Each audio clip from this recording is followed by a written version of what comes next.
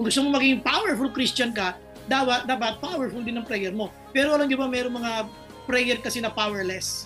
Walang kapangyarihang mga panalangin na habang nagsasalita ka, kumbaga puro na lang siya boka, pero wala kang maaasahang sagot. Alam niyo bang may mga panalangin na hindi ka makakaasa ng sagot? At yun ang pag-uusapan natin kasi baka mamaya, we're just wasting our time. So tonight, we will be discussing yung tinatawag natin na powerless prayers. Mga panalangin walang kapangyarihan, walang kalakas-lakas, kumbaga hindi nakakarating sa Diyos. So bago tayo mag-start, mag-pray muna tayo. Shall we bow our heads please? Let us pray. Dear Lord, we're so thankful for tonight. Salamat po Panginoon sa iyong pahintulot na kami po ay maipon via Zoom. Thank you Lord for this privilege to be together. Salamat Panginoon sapagkat sa oras na ito ay pinagsama-sama kami sa magitan ng teknolohiya.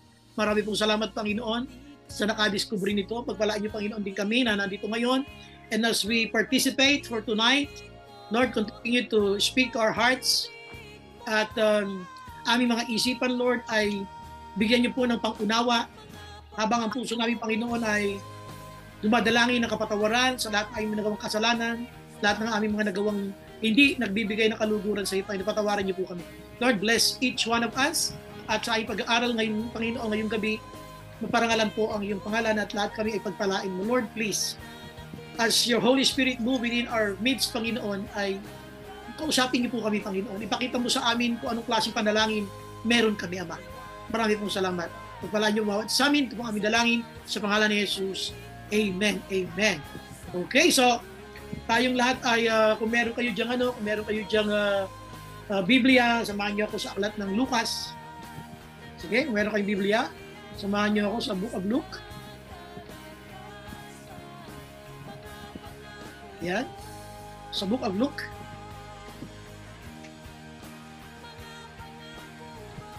Yan.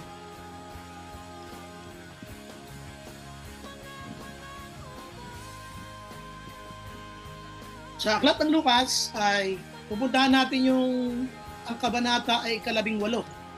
Yun. Ang kabanata ay 18, the 18th chapter. Sa 18 kabanata, kapitulo 18, at tayo ay dadako doon sa 9 na talata, versikulo.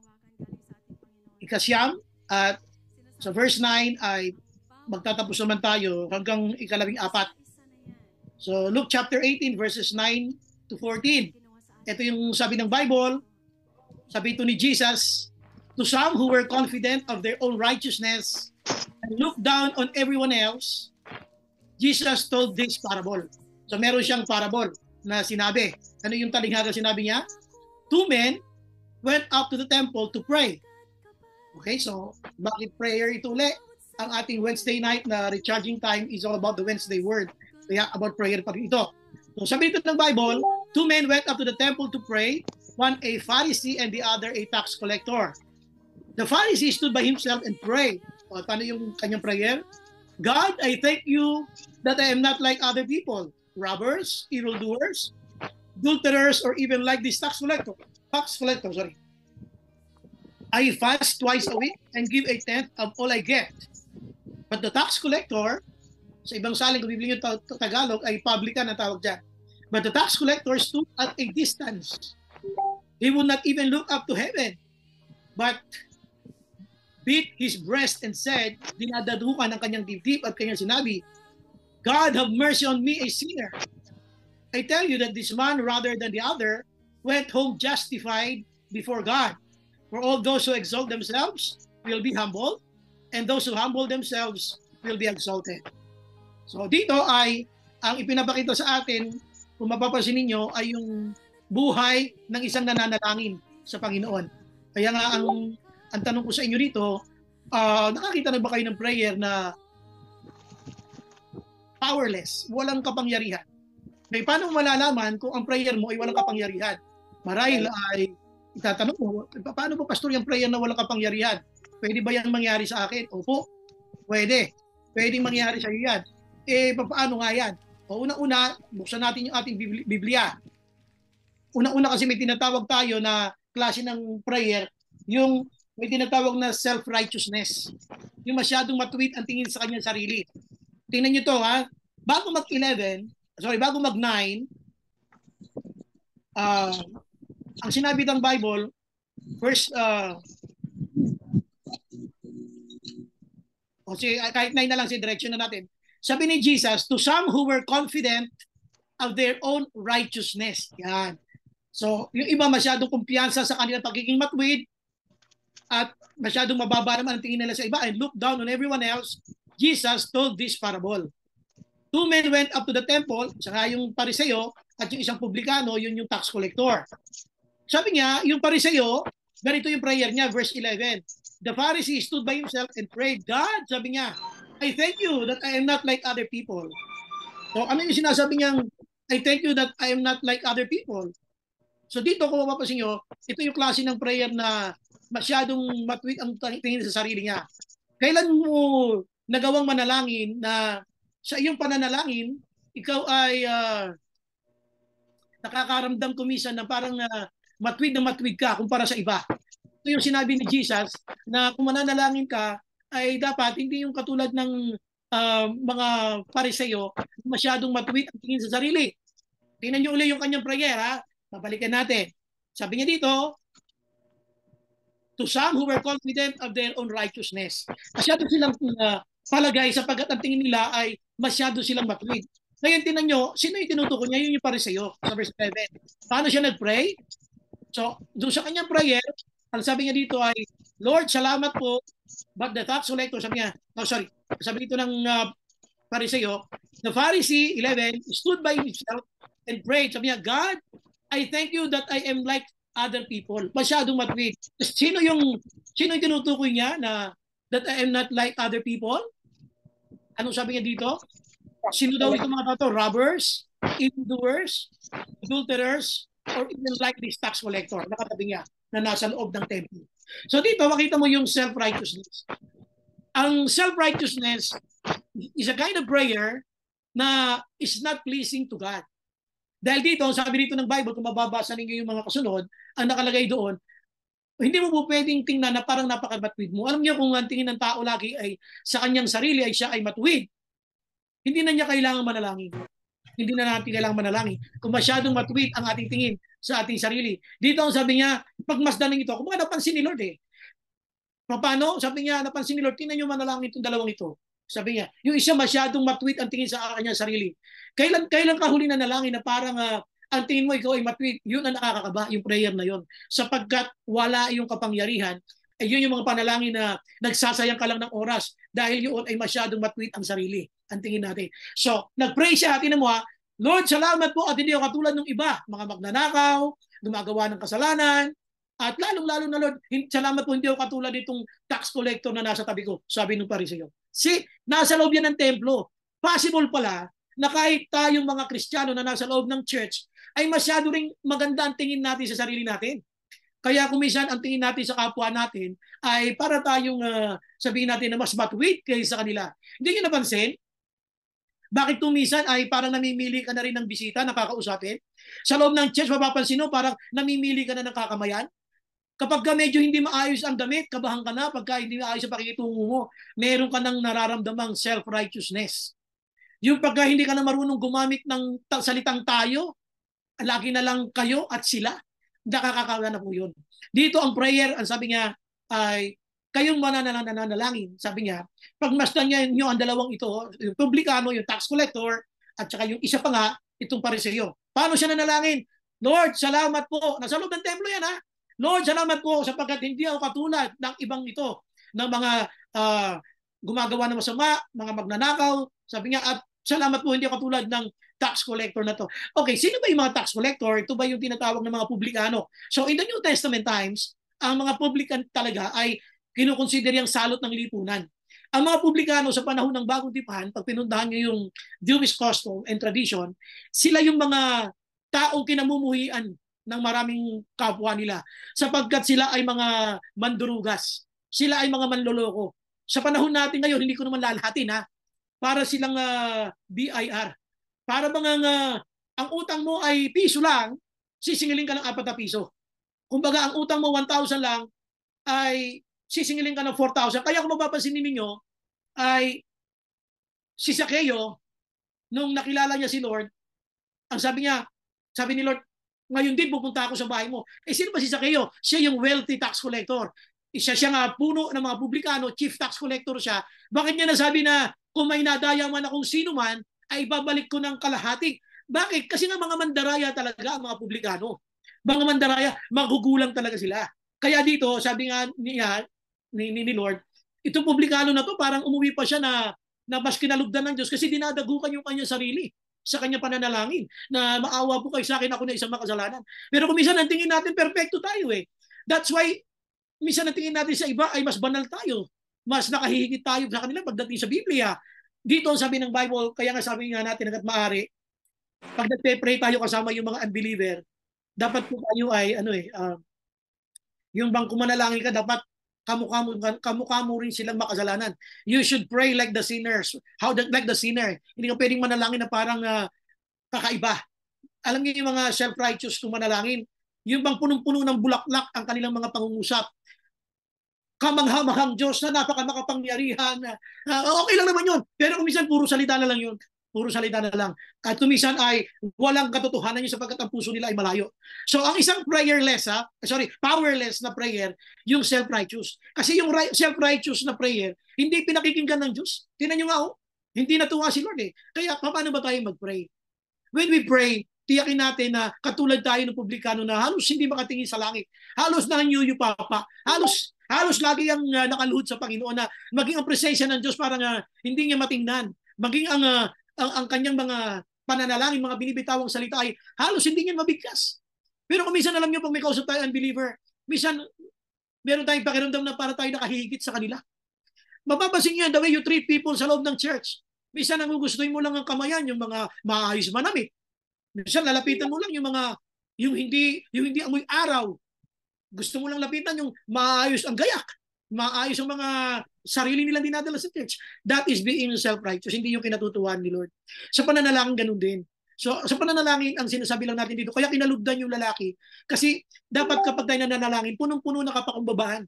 Kaya nakapagtataka, bakit ang Wednesday word, kailangan pa natin ipang-imbita? Bakit pa natin kailangan ipilit sa iba? O, attend kayo. So, totoo lang kung naiintindihan lang nila na why they should be here. Hindi na dapat sila kinakausap. Isang usap lang, dapat okay na. Sapagkat ang pananalangin, ito yung pakikipag-ayos natin sa Panginoon. This is a moment when you can reconcile with God.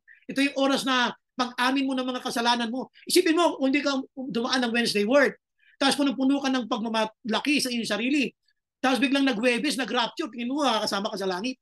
So dito, kaya importante yun, kailangan ma-recharge. Mabago yung mindset natin.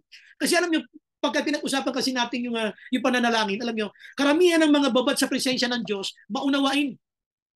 Ulitin ko karamihan ng mga babad sa presensya ng Diyos, karamihan ng mga nagsasabing prayerful, understanding yan. Very understanding. Kasi yung presence ng Lord, nagbabago ng ugali ng Kristiyano yun. Kaya pag sinabi mong babad ka sa presensya ng Diyos, pero magagalitin ka pa rin, matapang ka pa rin. Teka muna, ano nangyari sa'yo? Baka makiba tayo ng Diyos na nilapitan. Yung Diyos na nilalapitan ko ay puno-puno ng pagmamahal at pagpapatawad. Kaya pag nakita mo na isa ka ding makasalanan na pinatawad ka lamang ng Panginoon, halos hindi ka makakatingin sa Diyos eh. Kaya katulad ng isang publikano na to, sabi nga niya ay, nakita niyo yung publikanong yun, na dinadagukan ng dibdib? Kinumen ni Lord eh. Ito yung gusto ni Lord na maging attitude natin, punong-puno na kapakumbabaan. Punong-puno ng pagtanaw ng utang na loob sa Diyos sa lahat ng kanyang ginagawa. Minsan ungrateful tayo eh. Subukan nyo, walang Wednesday word na lang. Obserbahan nyo yung Lunes mo o Linggo ng gabi mo hanggang Sabado ng gabi mo uli. Bawat gabi yan, may gabi dyan na minsan hindi na tayo nakapag-pray. Alam niyo ba yung hindi pananalangin na isang kayabangan? Para sinasabi mo kaya mong patakbuhin ang buhay mo nang hindi mo kailangan ng Diyos. Ang hindi pananalangin ay pagpapakita ng pagmamalaki sa Diyos. Ang hindi pananalangin ay pagsasabi mong, I don't need you, Lord. I don't care about you. I can manage myself.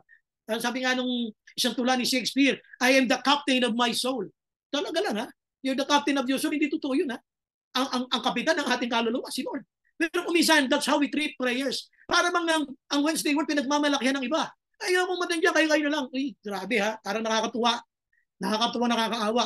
Pero dito mga kapatid, ang gusto ko sabihin sa inyo, powerless ang ganung panalangin. Nakita na pag meron ka dyan mga pagmamalaki, hindi yun natutuwa si Lord. Ang gusto dyan ni Lord, ang sabi ng Bible, dapat nagpapakumbaba tayo. Yun ang sinabi niya, tinan nyo, anong sabi niya rito? Tingnan niyo yung pagkatapos niya makita yung panalangin nung publikano, nung tax collector. Sabi niya rito, I tell you, verse 14, that this man, rather than the other, went home justified before God. See? Kumbaga, okay siya kay Lord. Ayos siya. Ano ba ang ginawa nitong Itong ginawa nitong Pariseo? Tingnan niyo verse 12. Verse 12. Punong-puno ng pagiging matwid ang tingin sa sarili niya. Masyadong self-righteous. Para hindi nagkakasala. Ano sabi sa verse 12? I fast twice a week and give a tenth of all I get. Iyan ang nakakatakot. Yung ako po ay nag-aayuno once a week, Lord, at nagbibigay ako ng aking tithes ng lahat ng meron ako. Iyan na. Pag nagbibigay na tayo ng tithes, nakakapag-build pala yun ng sobrang pagmamalaki sa ating sarili. Kaya matakot tayo when we pray. Dito, ang gusto ni Lord ay hindi yung magkakaroon ng pakiramdam na masyado tayo matwid. Kaya tingnan niyo rito, sabi ni Lord, verse 14 pa rin, for all those who exalt themselves, yun nga masyadong matwid ang tingin mo sa sarili mo, iniaangat mo sa sarili mo kumpara sa iba, sabi niya, those who exalt themselves will be humbled. Sabi niya, and those who humble themselves will be exalted. Kaya natuwa ang Diyos nung makita itong tax collector na dinadago ka ng dibdib. So dito ang sinasabi lang natin ay, when we come to the Lord in prayer, huwag dapat tayo magdadala ng kahit na anong credentials. Huwag mong lalatagan ng Diyos ng lahat ng iyong mga nagawa at mga ginagawa. Dito, lapagan ng puso, lapagan ng buhay sa Panginoon. Lord, I'm really sorry. I'm not worthy, Lord. I'm sorry po sa lahat ng kasalanan ko. Ito sinasabi ng Panginoon. Ngayon, habang nagpapakumbaba ka, doon ka naman iaangat ng Diyos.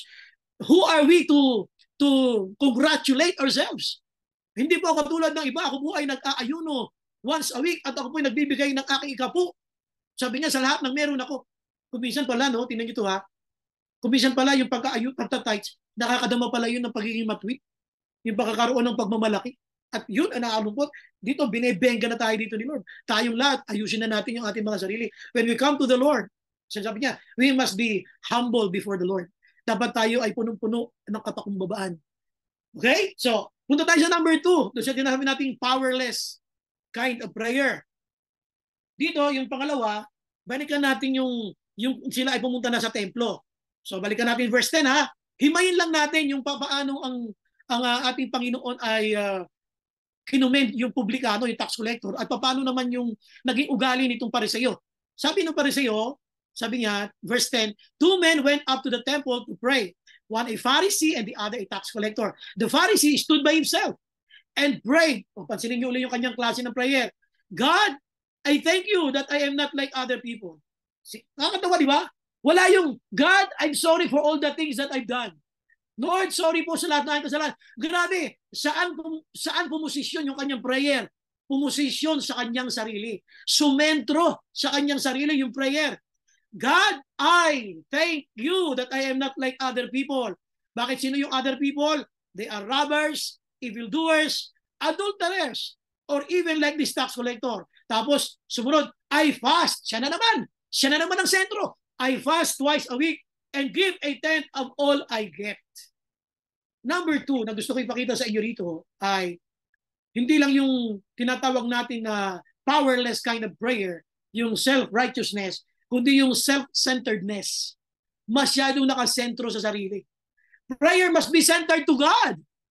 Ang prayer dapat nakasentro sa Diyos, hindi nakasentro sa ating sarili. Hindi, tingnan nyo ha.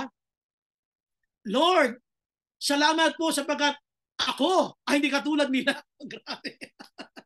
Sino ba sila? Mga mangangalunya, mga napakiapid. Sino ba sila? Mga evildoers. Sino pa sila? Sila po yung mga magnanakaw. Samantalang ako, wow, sino siya? Samantalang ako ay nag-aayuno once a week. Samantalang ako ay nagbibigay ng aking ikapo sa lahat ng aking tinatanggap. Tama naman yung isoli mo yung ikapo mo eh. Pero yung gawin mong sentro sarili mo sa pananalangin, ikaw na, Diyos. Ang sentro sa pananalangin, dapat si Lord. Kaya itong ganitong panalangin, hindi ito kinumend ni Lord eh. Sabi niya, mas gusto niya yung publikano, yung tax collector eh. Kaya ang isang prayer na punong-puno ng kayabangan, sarili ang sentro, it's a powerless kind of prayer. Walang kapangyarihan yun eh. Hindi natutuwa si Lord dun eh. Si Lord hindi natutuwa, naiinis sa ganung panalangin. Pansinin nyo, parang sinasabi niya, tinan nyo to ha, I fast, sabi niya, I fast once a week. Tapos sinabi pa niya, kung mapapansin niyo, na siya ay nagbibigay ng ikapu sa lahat ng kanya tinatanggap.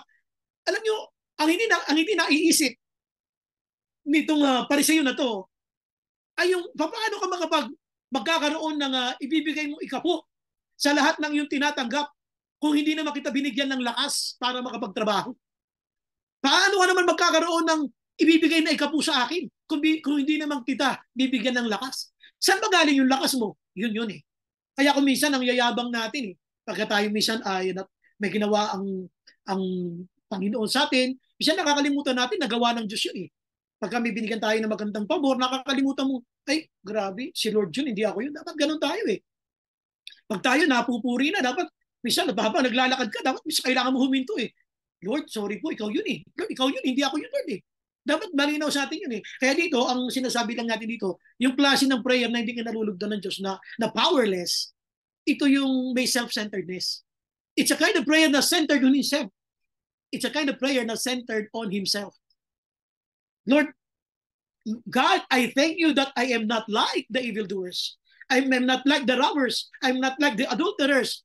Especially, Lord, salamat po dahil hindi ako katulad itong katabi kong tax collector. O isipin mo nga yun, posible pala na nasa loob ka ng church, pero ano ka eh, yung mga naninira ka ng kapatid mo. Nasa loob ka ng church, pero ang sama ng tingin mo sa kay brother, kay sister. Pero dito, alam mo yung sinasabi dito ng Bible, we need to be careful. If you want God to respond to our prayers, dapat ang prayer natin hindi nakasentro sa ating sarili. Kasi dito ang linaw-linaw. Lord, salamat po. Kasi hindi ako katulad nila. Sipin mo nga yun. Ano yun? Ikaw na magaling. Ano, hindi mo na kailangan magsisi. Bakit wala ka nga dyan makikita nagsisisi eh? Ang inilatang niya, credentials niya, at saka mga na-acquire sa mundong ito, lahat na kanyang na-achieve. Ang nakalimutan niya, kung wala yung provision ni Lord na lakas, baka hindi siya nakapagbigay ng kanyang ikapu. Baka hindi siya nakapagbigay ng anumang mga bagay para sa kanyang pamilya, para sa kanyang kabuhayan. So dito, it's a prayerless kind of prayer when you center yourself sa prayer. Hindi dapat tayo ang sentro ng pananalangin natin. Okay? So, ano pa yung pangatlo? Sabi natin yung self-righteousness. Number 2, self-centeredness. Pangatlo. So, puntahan natin muna yung verse 13. Yung panalangin ng tax collector nung kinaiinisan ng mga mamamayan. The tax collector o yung publikano sa ibang salin, but the tax collector stood at a distance. Halos hindi naman makalapit doon sa pinaka-altar ng templo. He would not even look up to heaven. Hindi nga siya makatingin sa taas. He would not even look up to heaven but beat his breast. Dinadagukan ng kanyang dibdib. At sinabi niya, God, have mercy on me, a sinner. Yun ang prayer. Walang nilatag na credentials. Walang nilatag na achievement. Walang nilatag na kung ano-ano man na mga nagawa na niya sa mundo. Wala. Ang nasabi lang niya, Lord, have mercy on me. That's the only thing you can do. Alam niyo, pag yung hindi mo na alam ang gagawin mo at hirap ka na, that's the only thing you can say, Lord, have mercy on me. Kailan niyo nagawa yung ganitong panalangin? Lord, mahabag po kayo. Lord, patawad po. Alam niyo, kapag tayo may panalangin na may pagmamalaki pa, ano yan eh, yung hindi ka pa mananalangin ng ganyan eh. Pero pagka yung last resort mo na ang prayer, yung wala ka nang magagawa talaga, hindi mo na alam ang gagawin mo, wala ka nang masasabi kundi Lord have mercy on me. So ano yung pangatlo? Ang pangatlo yung tinatawag kong supremeness, yung kahigitan, yung bang pagiging yung sa salitang kanto ay feeling higit. Feeling na higit ka kanino man. So kanina sabi natin yung self-righteousness, self-centeredness, at saka supremeness. Supreme. Masyadong supreme ang tingin mo sa sarili mo. Anong sabi mo? Lord, salamat po, hindi ako katulad nila. See, nagtuturo ka eh. So masyado ka nakahigit. Ako po, ayan na. Ba't ka naglatag ng credential mo? Para ipakita nakahigit ka sa kanila. Yun yung supremeness. Ako po, nag-aayuno. Ako po, nagsosole ng aking mga ikapo. Wow. Paano ba tayo nagpe-pray? Do we pray to God with humility? Or do we come to God with supremacy? How do we come to the Lord? Paano ba tayo lumalapit sa Panginoon? Tayo ba lumalapit sa Panginoon na punong-puno na kapakumbabal? Kasi alam niyo, requirement lang naman dito. Tingnan niyo yung kinalugdan ni Lord na klase ng prayer. Sige, puntahan natin uli. Yung sinabi ng 14. Sabi ni Lord, sabi ni Jesus, I tell you, that this man, this publican, this publicano, this tax collector, rather than the other, went home justified before God. See? Na-absuelto siya kay Lord eh. Kasi nga, siya ay punong-puno na kapakumbabaan. Ano sabi niya? Lord, have mercy on me, a sinner. O ano sabi ni Lord? Ito, niyo. For all those who exalt themselves will be humbled. Sila nagmamalaki. Sabi niya, ay babagsak ni Lord. And those who humble, sila nagpapakumbaba.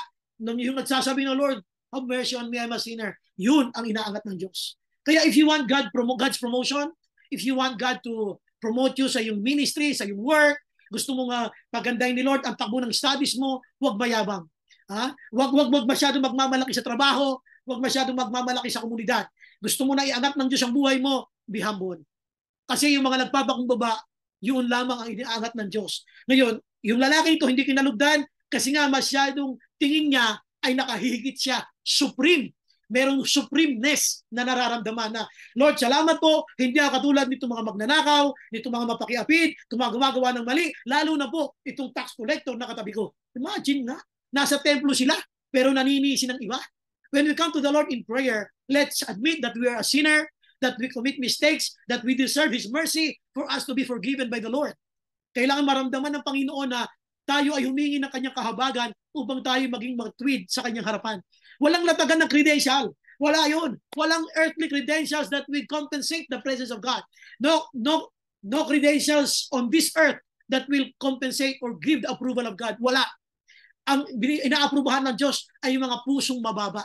Yung mga pusong nagmamakawa, Lord, have mercy on me. Lord, tulungan mo po ako. Lord, pag hindi kayo kumilos, hindi ko na po alam gagawin ko. Panginoon, kailangan ko po yung kahabagan. Yun lang ang nasabi niya eh. Because God knows everything. Alam ni Lord, alam mo ang problema nitong publikanong ito, isa lang ang nasabi niya. Alam ko kung anong problema mo. Kaya nga itong publikano nito, itong tax collector, Lord, sabi niya, Lord, have mercy on me, a sinner. Bakit? Alam niya, mandarambong siya eh. Marami siyang mga niloko eh. Kaya nga galit sa kanya mga mamamayan eh. Sabi ko sa inyo, kung ang tax collector ay maniningil yan ng 100,000, ang sisili niya sa tao, 400,000. Kung yan ay maniningil na dapat ay 10,000 lang, maniningil yan ng 4,000. 40,000. 40,000. Laging times 4. Ganun ng mga publikano. Ganun ng mga tax collector in the New Testament. Kaya yung mga tao galit sa kanila. Walang natutuwa sa publikano. Kaya nga nung si Zacchaeus ay ma-encounter ni Lord. Nung pumunta, sabi ni Lord, Zacchaeus, bumaba ka dyan. Pumunta ako ngayon sa bahay mo. O pagdating niya sa bahay nila, pinakain ni Zacchaeus. Ano sabi ni Zacchaeus? Lord, kung may nadaya man akong sinuman, sabi niya, 4 na ibayo kong isosole. Bakit mandaraya ka kasi siya? Ang mga tax collector, mandaraya sa panahon ng bagong tipan. Kaya ano ba sasabihin mo? Lord, have mercy on me, a sinner. Wala nang justification of sins. Wala nang mga pangangatwiran ng kasalanan. Pag tayo nagkasala, taas kamay, Lord, sorry po. Lord, patawad po. Huwag na magja-justify. No need to explain about what you've done. God knows it. Alam na ng Diyos yun eh. Pero tayo ang hiling natin magpaliwanag eh. Tingnan niyo itong lalaki ito. Itong Pariseo. Nang lumapit siya kay Lord, punong-puno na explanation, Lord, ako baka nakakalimutan mo. Ako, Lord, once a week ako mag-fasting. At saka, Lord, baka nakakalimutan mo. Lahat ng tinatanggap ko, sinosoli ko ang tithe sa'yo, nagbibigay ako ng tithe. Oh, Lord, tither ako. Baka nakakalimutan mo, Lord. Oh, credentials. Credentials ang latag. Para nga yung lahat ng earthly achievements mo ay pwedeng maging lisensya para maging katanggap-tanggap mo sa Diyos. Hindi. Ang sabi ni Lord, bakit na justified ito before God? Yung publikano? Because he asked for God's mercy. He asked for God's mercy. Yun lamang ang kailangan natin, mga kapatid. Hingin natin ang kahabagan ng Diyos. Lord, have mercy on me. Lord, kahabagan mo po ako, Panginoon. Alam niyo, may kukwento ako sa inyo. Alam niyo, ito, saksi ito mga deacons. Mga deacons, huwag na lang kayo kumibo, pero i-chismis ko na kung anong ginagawa natin pagka yung tayo gipit na. When I say gipit na, alam niyo pagka yung kulang yung pambayad ng renta natin, ganyan ang mga panalangin na namin. Lord, bahala na po kayo. Hindi po namin alam kung anong gagawin, Lord. Ganun na kami kagrabe. Talaga, Lord, have mercy. Mahabag po kayo sa iyong iglesia. Mahabag po kayo sa iyong church, Panginoon. Ganyan na po mga prayer namin. And God hears our prayers, and God answered. So ganun din naman sa bawat buhay natin. Ano man yung ating mga sitwasyon ngayon, mga mukhang imposibleng mga sitwasyon. When God sees that you are humble, you're asking for His help, humihingi ka ng kahabagan ng Diyos, God is very much willing para ipakita niya na, anak, ikaw na nagpapakumbaba, ikaw ay nagkakaroon ng kaluguran sa aking puso. Kaya salamat at nakita ko yan. Bang natutuwa sa iyo si Lord. Kaya iaangat ka niya sapagkat ikaw ay dumidepende sa kanya. Dito kasi walang pagdepende itong pariseo na to. Sabi niya, isinosoli ko sa iyo ang lahat ng meron ako. Sabi ko, kung uugatin mo nga yun yung lakas na yun, kaya siya may isosoli, ay dahil pa rin sa Panginoon. Kaya tingnan natin mabuti, ano ba yung mga powerless kind of prayer na meron tayo. Ang prayer ko tonight, sana wala makita si Lord sa atin na prayer na masyadong matwid ang tingin sa sarili. Yung tinatawag natin na self-righteousness. Dapat wag tayong matured na parang nagsasabi na matured kuno na ang pinupuri natin sarili natin. Dito kasi pinupuri niya sarili niya. So meron siyang pagiging kampante na siya hindi katulad ng iba. Masyadong matwid ang tingin sa sarili. Na parang hindi na nagkakamali, hindi na nagkakasala, kaya hindi na humingi ng tawad. At yung pangalawa, yung self-centeredness. Masyadong sentro ang kanyang sarili sa kanyang pananalangin. At ang pangatlo, yung supremeness. Masyadong malaki. Masyadong mataas ang tingin niya sa kanyang sarili. Masyado siyang supreme. Feeling higit sa lahat ng kanyang mga binanggit. So, yung lahat ng yun, hindi ka nalulugdan ng Panginoon. Ang sinabi niya rito, kinalulugdan niya yung panalangin ng publikano na nagpapakumbaba at dumadalangin ng kahabagan ng ating Panginoon. Amen? Now, let's conclude the message for tonight. The message ni Lord sa ating ngayong gabi is this. Prayer is the key of the morning. Prayer must be the key. Susi. Prayer must be the key of the morning and the lock of the night. Ang panalangin dapat ay susi sa umaga at kandado sa gabi. Para na tayong lahat ay nakasandwich sa pananalangin, payapa ang puso mo, payapa ang isipan mo, payapa ang pamilya mo, kasi pinanalangin mo siya, binuksan mo yung umaga ng panalangin. Prayer must be the key, susi of the morning and the lock, padlock of the night. Kaya huwag kang papayag na maggagabi, matutulog ka na walang panalangin. Nakabukas ang pinto kasi binuksan ng panalangin, key of the morning and the lock of the night. So, ngayong gabi, ang prayer natin ay, kung binuksan nyo ng prayer ang inyong pamilya kayo na umaga, isarado natin sa panalangin yan mamayang gabi. In other words, don't forget to pray every night. To thank God for everything that He has done sa family mo, sa trabaho mo, sa mga anak mo, sa negosyo mo. Lord, marami pong salamat ngayong umaga. Nagising pa po ako. Salamat, Lord, sa kalakasan. Sa lahat na gagawin ko, Lord, samahan mo ako. Sa pagkatapos noon, sa gabi, Lord, salamat po sa pagsama mo sa akin. Lord, ang papuri sa iyo lang. Wala akong tatanggapin na papuri o saan man nangyari sa akin ngayon, Lord. Do you deserve all the glory? Sa iyo lang ang papuri. Lord, nagpapakumbaba ako sa iyo, Panginoon.